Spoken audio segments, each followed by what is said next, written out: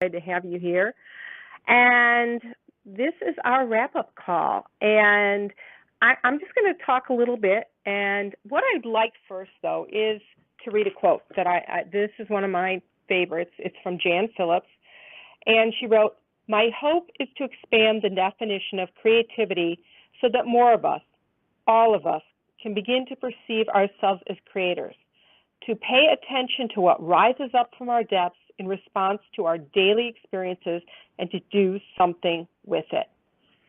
So that is how I feel. And I'd love to know what rises up from your depths. I know for me, it is this desire to share stories of courage and resilience, to share creative ideas and solutions to make our lives and the world a better place. I love facilitating conversations that inspire, motivate, and transform lives. What are you passionate about? What do you care deeply about? Now, my coach, Felicia Searcy, told me this story recently. There's a 6-inch balance beam on the ground. Would you walk across it for $100? What do you think, Katie? Would you? Most definitely. Okay. Now you raise the beam several feet off the ground. Would you walk across it for $1,000? Maybe, maybe not. Depends how afraid you are, right? Now the beam is across the Grand Canyon. Would you walk across that for $1 million? Now, I know my response is, no way. I'm terrified of heights. I can't imagine doing that. But then she suggested, think about your child, your grandchild, somebody you love is on the other side and they're crying. Would you go for that? And I know for myself, there'd be no hesitation.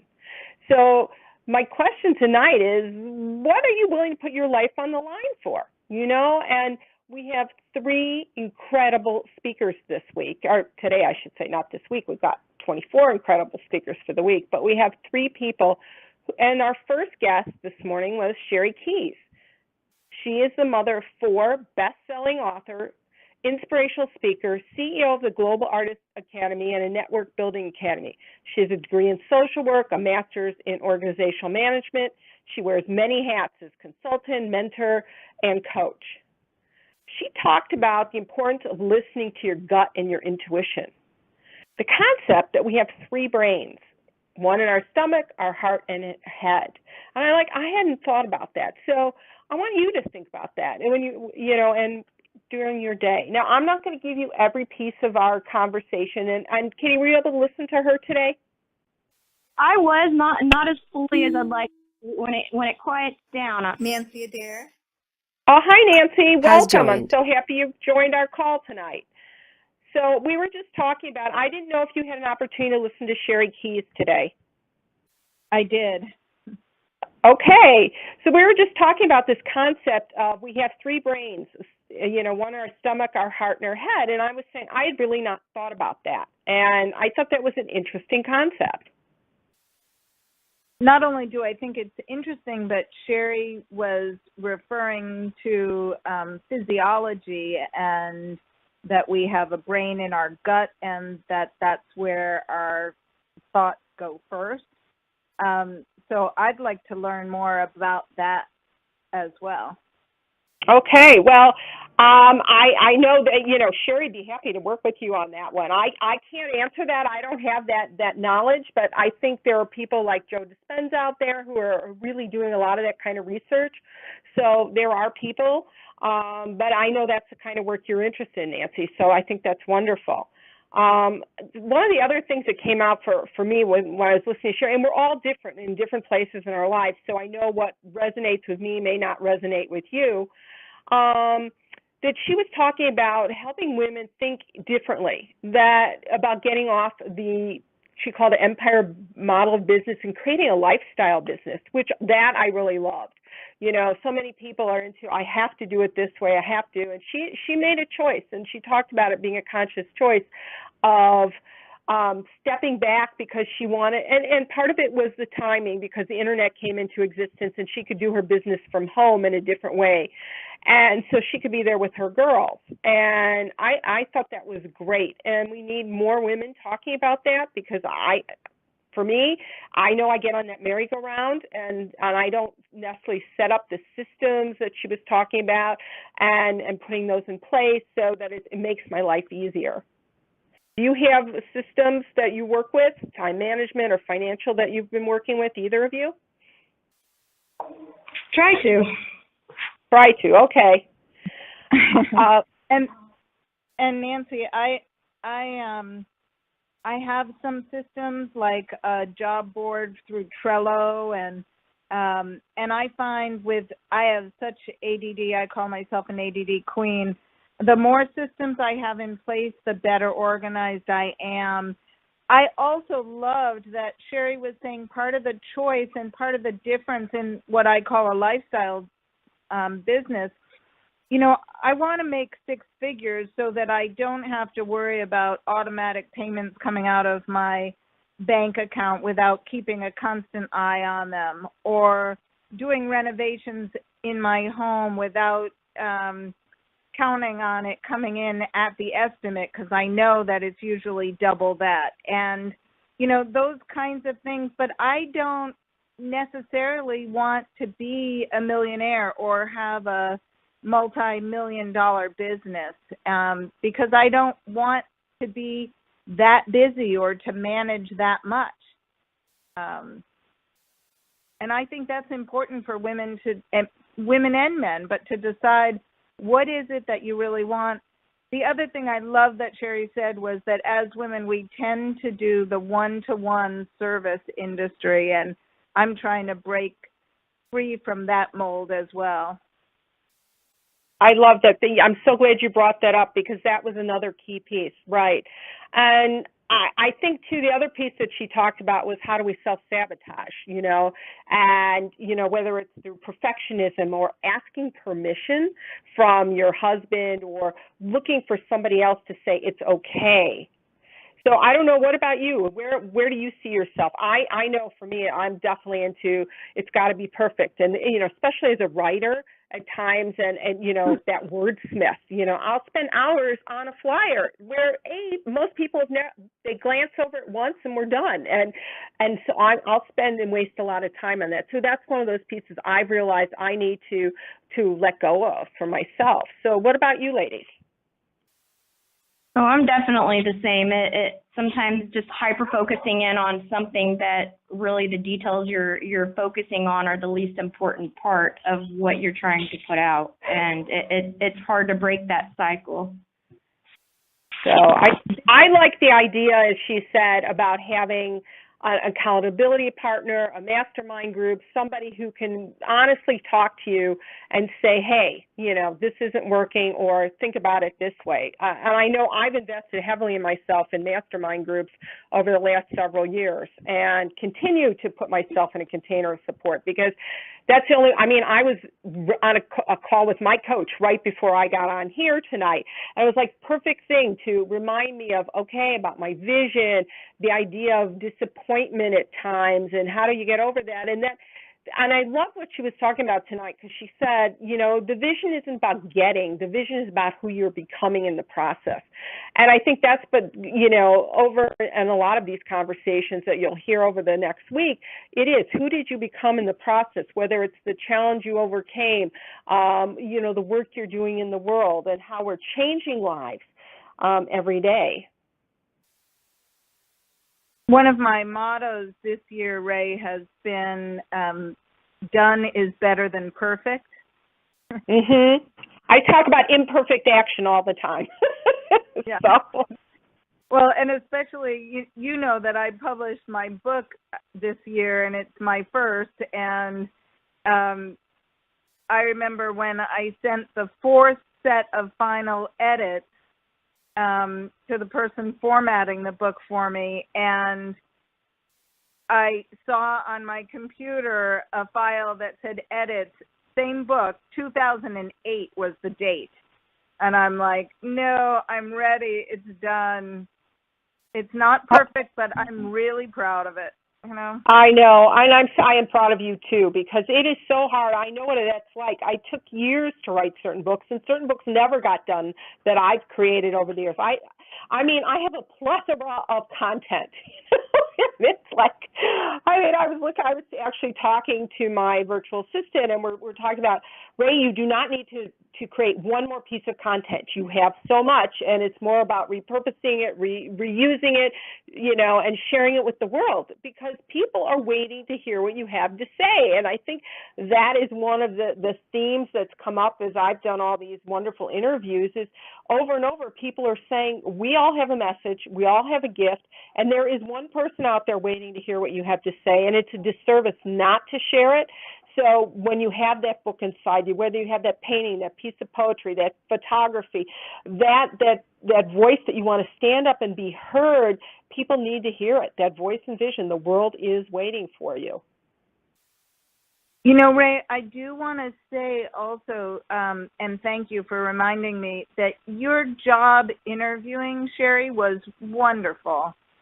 Thank you. You did just a great job bringing her to certain points and explaining what a mastermind is, although I didn't totally agree with her explanation. But Right. Well, that's why I sort of brought in my own explanation a little bit, too. Yeah. So.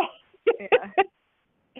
There are varying degrees of a mastermind, and that we can all, we've all had them or been part of them. And I know the very first mastermind for myself, there was a woman, her name is Mary Robinson Reynolds, and she's in my book, The Creative Activists Make the World Better, One Person, One Action at a Time. I interviewed her, and she had put up on a website looking to put together, through the internet, mastermind groups. And we had to fill out some questionnaires and match up and partner.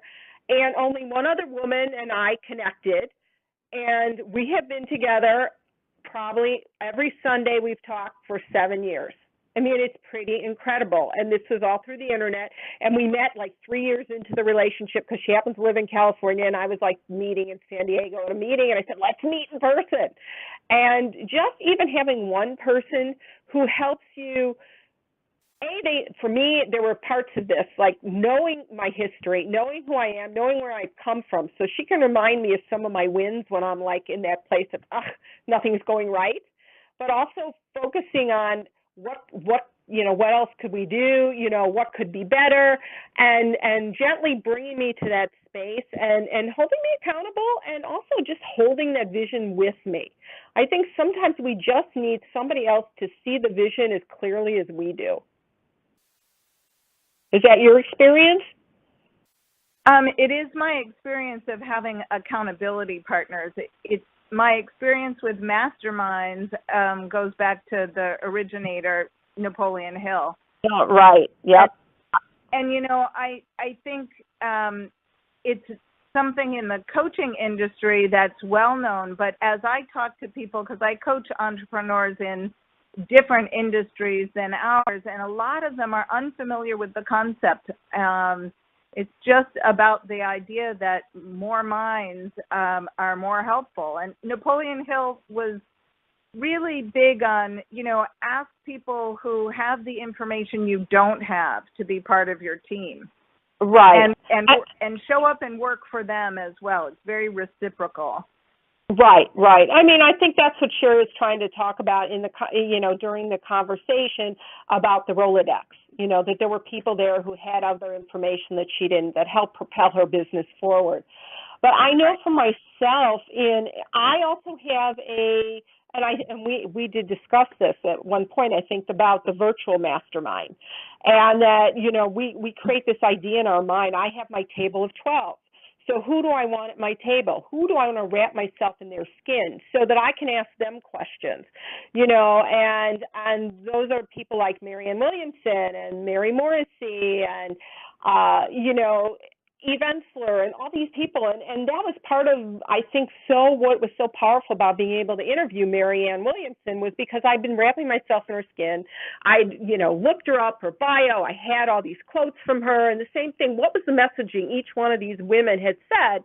And just try and wrap myself in there. And then there were also the people who were dead, like Viktor Frankl, Anne Frank, Steve Jobs, Disney, all these people. So it's a combination of both and that's another kind of mastermind that I believe that's very powerful, because our imagination, we can tap into to another world of infinite intelligence when we do ask those kind of questions. What would I love? What can I do with what I have, today? Those kind of questions. Well, and Ray, that's what my whole book is, Achieve the Summit of Your Dreams, is all about, is building that virtual mastermind. I call them my goal models, my goal model teams. But I just had the good fortune of being given on a loan all these tapes of Napoleon Hill's original radio broadcast. Oh, wow. That's pretty cool. I know, they're really cool. I can share them with you. I downloaded them on my computer. It's really fun to listen to. And in one of them, he talks about having done this himself, and it's not written in his book. And I just love it, and when I find people like yourself that have come upon it intuitively with your table of 12, it's just great. Right. I love it.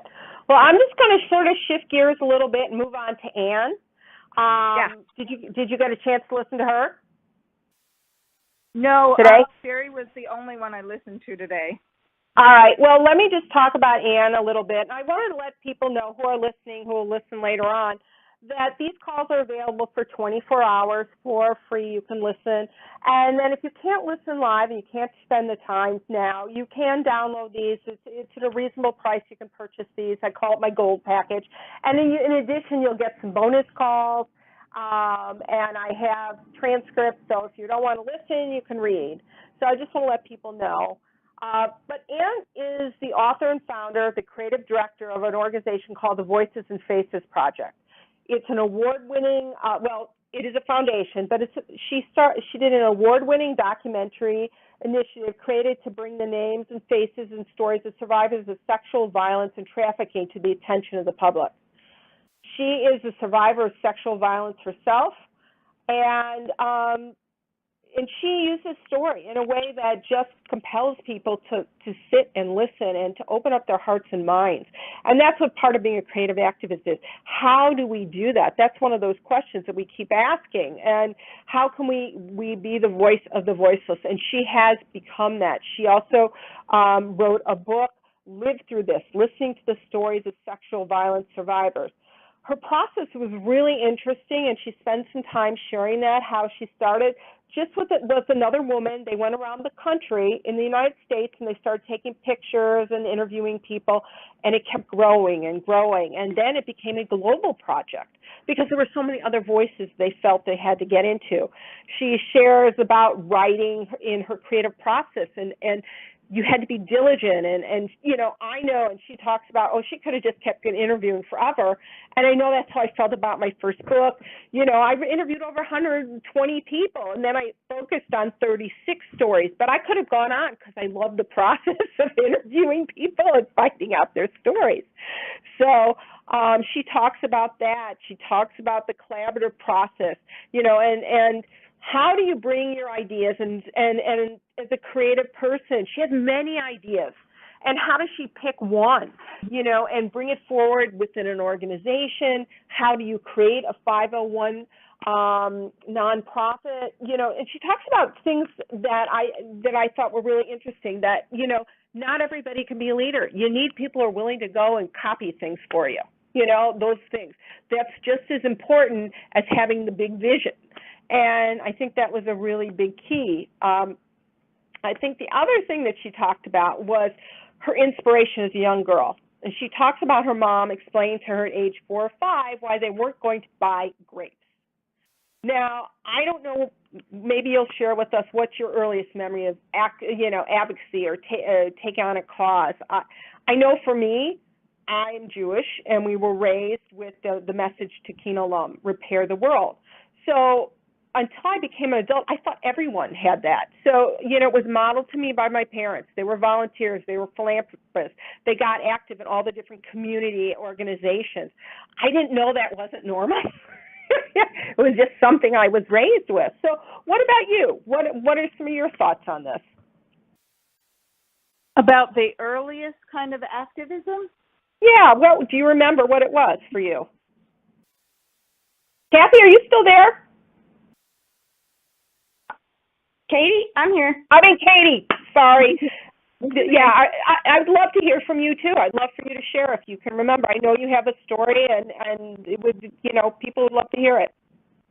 Well, honestly, I'm just kind of starting these steps. It's come after 17 years of suppressing sexual assault, and after a 12-year abusive relationship, and a few years in between, and things started to surface, and just realizing and opening up to really facing the trauma myself, and in turn it's almost like my soul just wants to pour it outwards and help other people and collaborate and learn and create awareness to where any avoidance possible of what I've been through is a possibility. So for me, it's all new. So I'm so happy to be connected with you. Well, thank you. And yes, and you if you go back to yesterday's call, if you can talk Angela, she talks about it from her perspective. She was 17. She was abducted and assaulted, and for 20 years she's been about shattering the silence. And so she has an organization called PAVE. You've got Anne who's doing this. And Anne runs a wonderful workshop, especially if you're in the beginning process of your healing. And it's really very powerful. It's a writing testimonial workshop called Stories We Tell. And they actually did 2 workshops in Chicago about a year ago. And I went to one of them, and I was a participant. And it was interesting because I came from a different perspective. Most of the people in the workshop were really new into healing, into that place of what do I do with what I've just experienced. And I came with a much longer perspective and healing journey. But I got so much out of it. It was so powerful anyway, just thinking about things from the perspective of, telling your story in a way that you can help somebody else, or you can change people's perspective about, in society. And so I think about that it's very powerful, and they are definitely an organization you need to follow up with. And I can connect you after we can talk next week, as we said, and I'll be happy to connect you. Because I think if it comes to your area, that might be great. Or people have you're in Texas, right? Yeah, I'm in Houston. Yeah, so people have actually driven up to Chicago for these workshops because you apply for them, but they're free. They've got some grants, so it's really powerful. It's really wonderful. So and that's part of what it is being a creative activist, is how do we connect and collaborate, and how do we share this material that empowers people. So I love that you're connecting, that you're finding things that will help you on your journey. Because for me, it's and I say this at the beginning of my book, art and service saved my life. Those were the 2 components that made the most difference in my journey into the person I became and have become over the years. And so I love to talk about that and share that. And what's interesting in my book, I actually, every person that's in there, and there are several other people who've experienced what you've experienced, I ask personal development questions. So each story has 3 personal development questions and a take action step. So that I try and model the things that help me the most. And I'm not saying mine is the only thing, but I do believe finding a way to share your story in whatever form that is, whatever genre, whether it's through literature or music or art or, it's really important. So, and those are some of the things Anne talks about, how as a child, literature and music broadened her understanding of the world and challenged her to look at it differently. So I'm going to ask either one of you, have you ever, read a book, seen a movie, heard a piece of music that touched your heart and mind, made you want to think differently or go out and do something? Ray, it's almost coming back to the question before this one about early activism, and I was thinking about my mom as an artist. and she was also a chemist and physicist, so a very bright intellectual woman. But one of the things that, when you said, was there ever a piece of writing, I remember my mom used to have books signed by the artist or by the poet, and one of them, she had the woman sign the book. I don't even remember the author's name now, but I do remember the name of the book. It was a book of poetry, and it was There Is No Rhyme for Silver. And it was, the first poem in the book was There Is No Rhyme for Silver, unless you climb a hill very, very slowly. And I just love, from a very early age, I was always looking at how art can change the world. And, you know, my favorite book from childhood was Harold and the Purple Crayon, and how he literally drew his future. And I've always believed in that, and a lot of the work that I do is visualizing and manifestation, and it's just so lovely to remember that that was instilled in me from a very young age, in a not radical way of activism, but just my mom showing me that, you know, the impossible can be made possible. Oh, I love that. That's perfect. Yeah. I mean, there are things like that. I remember my childhood, you know, and then I had Miss Ray's art school, you know. So I don't know why, but that's what came up for me. And it's like, but I had always been inspired by looking at books of art. We always had art books in my house, you know, and we had, my dad played the piano, but he was a secretive piano player. He only did it like 10 o'clock at night. But those things inspired me and always, you know, made me think about other things. And I always wanted to be Ray, Rembrandt, and Rubens. From the time I can remember. And I think when I saw Gauguin's work in Tahiti, there was something so powerful, earthy women, bold, beautiful, colorful, and to this day, this is on my list of to-dos, is to go there. You know, I want to go and spend a month there and bring my paints and draw and paint and take photographs and just immerse myself in that space. There was something so beautiful about that.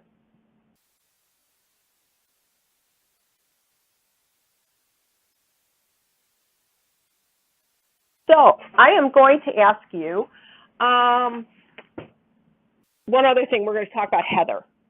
So I hope you listen to Heather. Now, Heather is an art therapist, a licensed mental health counselor, a mental health professional, a child mental health specialist, an eco art therapist, and creative conservationist.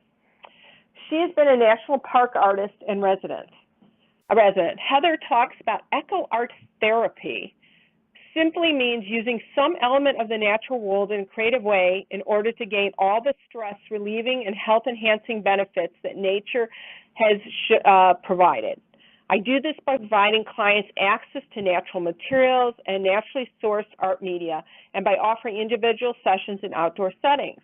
I actually use eco art therapy because I found that people who come from trauma backgrounds especially have difficulty interacting with other people because trust has usually eroded in that situation, yet they tend to have relationships with certain places or with animals. So do you have a special relationship with a place or an animal? Yes, to both. Okay, well, tell us about it. Well, I think it started I know it started with a dream when I was 9 years old. I dreamt about this footbridge at it was a circular drive at the end of my street. I forget now what those are called, but I used to go there in the dream and into the woods and across a stone footbridge, and I'd be in other worlds. And in one of the dreams, when I was 9, I was in a polar bear zoo. And the dream was all about this habitat being made for the polar bears, and that they arrived in refrigerated trucks before the habitat was finished, to degree where, the temperature where they could live and roam comfortably. So they kept the polar bears in these trucks, and they let them out when the zoo was complete, the habitat was complete, and the bears still just walked 40 feet in one direction, turned, and 40 feet back. And I just remember feeling devastated when I woke up from that dream. And I've been obsessed with polar bears ever since. I'm about to turn 60 in a couple of weeks. And I've yet to go to I've gone to the Arctic, but I've yet to go to the Arctic of Norway. This last year, I applied for an artist residency up in Longyearbyen, Norway, and cool. I did not get in because of the time of year I was trying to go in March, but I have that on my bucket list, Ray, and it's coming soon. Everything to do with the poles of the earth and the great white bears always attracted me. No, I love that. That is so wonderful. Katie, what about you? Well, I kind of have a similar story, not as interesting and cool as polar bears, but there was a recurring dream I had as a child, and I never understood it back then, and it's kind of starting to make a little more sense to me lately. But I was just not much content to the dream. I was just standing in a door threshold inside, and I would start to jump, and just at first it was just regular jumping, and then I would jump and I would jump higher into the air, and then jump again and jump higher into the air and higher, and it was just the feeling of weightlessness, and that you keep jumping and you keep going higher and higher, and eventually as I got a little older, I did move, toward, I guess the dream moved outside to where I was outdoors, and I would jump, and I would jump so high up into the air. I remember feeling that, that funny feeling you get in your stomach when you ride a roller coaster, that like, oh, no feeling, being scared to fall, but I would just come down ever so lightly, and people just look at me in amazement. But it was something that it's kind of starting to make sense to me a little bit now. And the outdoors is definitely something that gives me therapy, just sitting in the outdoors, specifically on water. And oddly enough, the location where I was sexually assaulted when I was 17 was right on the river. I was on a camping trip with a bunch of friends, and I've never understood why that was still always my favorite place to go. And it, to me, lately is becoming more and more clear the more my relationship with nature has grown, and the more I've, opened myself up to the, how nature speaks to me and what it's saying to me. It's almost like, that, you have to go back to that place of hurt and deal with that before you can travel outwards. And so everything in me right now is I've got so many ideas and things going on that I feel like I'm ready to explode, and I just want to put things out there, but I feel like I have some organizing in my own mind to do right now. That's okay. Take your time. I am a firm believer in creating a vision of who you'd like to be, and if that, and what does healing look like for you. Those are things I've worked with people over the years. I've done a lot of work with people who've been, abused, assaulted, and we can have a conversation at another time about that, because I do believe in using art. I do believe in using, because it's a very somatic experience to release through this physical realm. And so we can have a conversation. This isn't the day to have that conversation, but I'd be happy to at another time. So I'm going to just tell you about my favorite. I love water. I totally relate to the water. It was so interesting. I have a friend who moved to Arizona, and she is just going on and on about the cactus and how they bloom, and she loves every minute of it. And I go to visit and my mom was living there for a few years, and I'm like, I can't wait to go home and get near the water, So I am definitely a water baby. There's something that is so peaceful and relaxing. And for years, I used to have this space that I'd go to when I needed to relax. I would envision myself. I happened to be in California and near Laguna Beach, and I'd be going down these stairs, and there were flowers along the stairs, and I would get down to the beach, and I'd be walking along, and I'd be, I could hear the water, I'd see it lapping at the shore. I could get involved in the peace. I'd be mesmerized by it. I'd hear the gulls going by. I'd watch them fly. I'd feel the sun on my face. There was something so healing and loving and wonderful about that water experience, and that's what I still hold on to.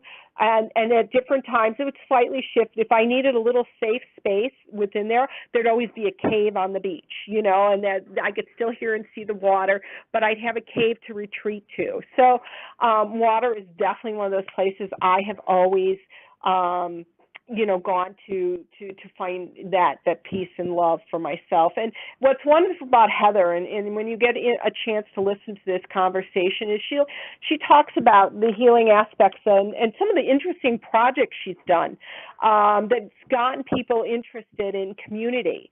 She actually, was a national park artist. And she collaborated with a company that makes kites and some other organizations and created a program that brought 80 people together. They made kites from natural materials, and then they had an art show with that, and how it brought community together. So I love that there are people doing different things. And then it made them wonder not only about their personal experience, but what was their experience of nature, and leads them into the ideas of conservation. So, she talks about that 10,000 small actions add up to something profound. And she currently lives on a reservation, and she takes her shower water to flush the toilet. So, I don't live on a reservation. I'm a city girl, so that's not where I can think about it. But I think about, when I'm walking my dog in the park or something, picking up somebody else's poop, or picking up that stray plastic bottle that's sitting there. So I don't know, what are some of your ideas, a few things that you've done to help the environment?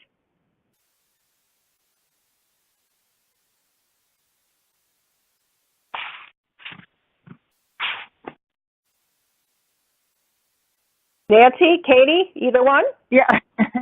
No, I'm here. I don't think that I've really done a lot to help the environment. I try to be conscious myself, but not in an activist way. So it's interesting. I think that's yet to come. Okay. Yeah, I'm kind of the same way. I'm not really ever been too big of an environmentalist, but the environment's so important to me, and I guess I'm not technically doing something for the environment, but it's somewhere that I always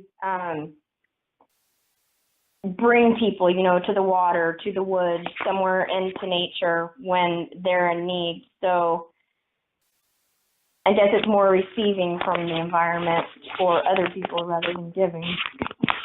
Okay. Well, I want to tell you about a conversation I had with my sister today, who plays a game with her 6-year-old grandson. It's called Castle. He's the king and she's the queen, and it's their responsibility to take care of the people and fix problems. So they've been addressing huge issues, violence, guns. So he's come up with this idea that, remember, he's 6. He's going to have a big hammer and he's going to smash all the guns. That's one of the things that he's talked about.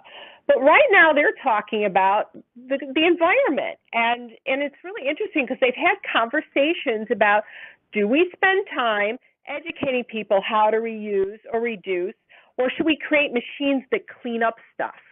So they've talked about this idea of a big plane with a big vacuum that just goes up and sucks all the garbage on the street, which I just thought was brilliant. I think it's a great way. It's a great way to have a conversation, whether you're 6 or 60, and those are kind of the creative ideas that I love to share. So I don't know if you've ever, played a game like that with anybody. I had not thought about that, and I thought that was just a brilliant game. No, that's a brilliant way to bring these types of issues up to a child. I've got a 3 and a 4-year-old, and that's definitely a method I would use myself with them. It just makes it fun and easily understandable, and start them early, you know? Right. I mean, they talked about education and what would you do to make school better, more fun. You know, I mean, she just went on a 7-hour drive with him, and they talked the entire way other than 45 minutes. I'm like, oh my, I would be exhausted. I have grandchildren, you know, at that age too. So, but I thought it was a really brilliant way. And I don't know. Do you have any questions for me or anything you want to talk about? Because we're sort of getting to the wrapping up stage of this call. Yeah, and for me, Ray, it's getting late on the East Coast, so I'm pretty much winding down. I'm so glad that I decided to get on the call and tonight, and it's been lovely meeting you, Katie, and listening to your story. I wish you all the best. Thank you. I've really enjoyed listening to you as well, both of you. Well, thank you. I'm really glad about that, and it's just very special. And like, yeah, Nancy and I mean, it was a perfect night for you to call in, especially when we were talking about a mastermind, and we've talked about working together on a project. So I think to take that mastermind to another level. So we will have a conversation when this is all over, Nancy. Well, so. and I'm waiting eagerly for that. I mean, I was looking forward to the summit, and I've tried my best to get it out to my tribe as well. Well, thank you. And you need to listen. Nancy has a radio show that you need to listen to. Give them a plug while you're on here. All right, it's You Can Do Radio, so that's capital U, capital KANDU Radio, and it is part of the Amazing Women of Power Network. So just go to AWOP, AWOP, on any smart device. Put in the search engine AWOP Talk Radio, and my radio show is on Mondays, 12:30 Eastern Time, 9:30 if you're there on the West Coast. And I'd love to have you listen in. Thank you. Oh, thank you. And I just want to share, you know, if you got the notice for today, there's a video called Be the Change. And that's the final thing for tonight. And it's about listening to the small voice, knowing you can do something, you ought to do something to contribute to life, and what is yours to give. So to end this, I'm just going to play the audio if you give me a chance. And ladies, good night, and thank you so much for being on this call. Good night. Thank you. My pleasure.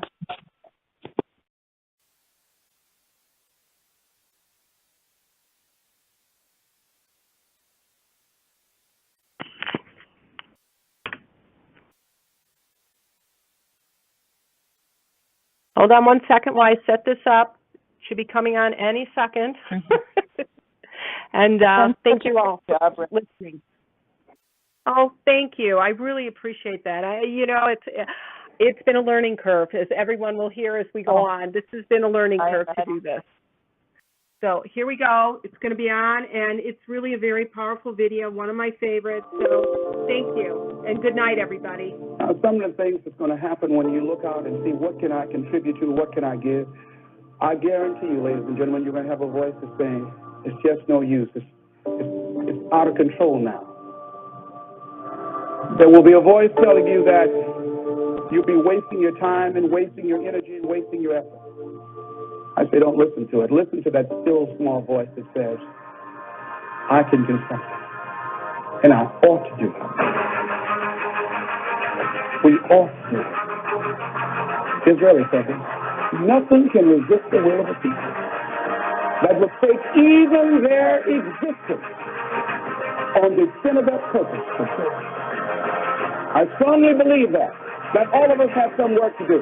That each one of us showed up to do something, that each one of us showed up to contribute something to life. And that if we don't do it, it will not be done.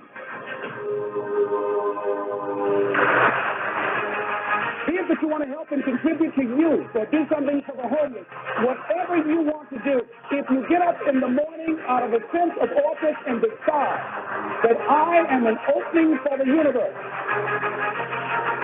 That life can work through and use me as a channel and as an instrument for change.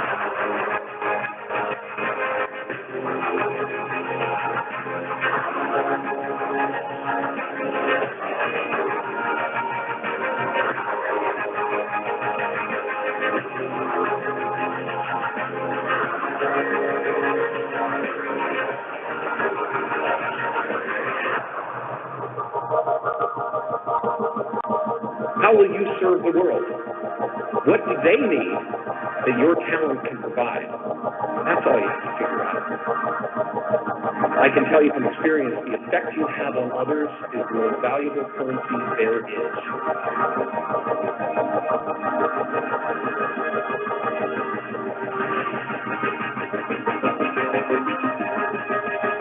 You are ready and able to do beautiful things in this world. And after you walk through those doors today, you will only ever have two choices, love or fear. Choose love, and don't ever let fear turn you against your playful heart.